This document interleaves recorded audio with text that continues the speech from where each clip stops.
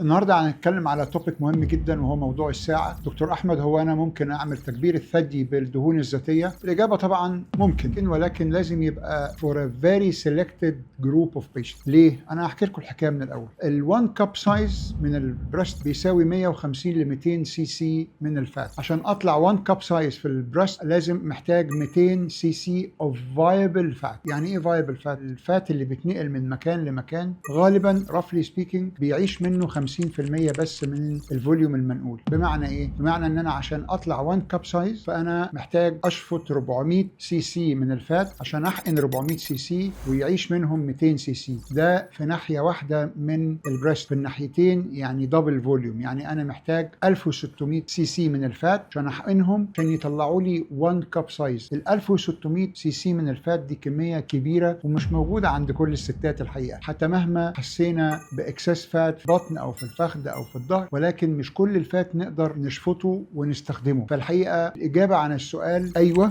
ممكن نعمل تكبير الثدي بالدهون الذاتيه، لكن مش لكل الستات. لو ليكوا اي اسئله اكتبوها لي في الكومنتات وانا هرد عليها. معكم الدكتور احمد عبد الجواد، كونسلتنت بلاستيك سيرجن، نورث ويست اوف انجلاند.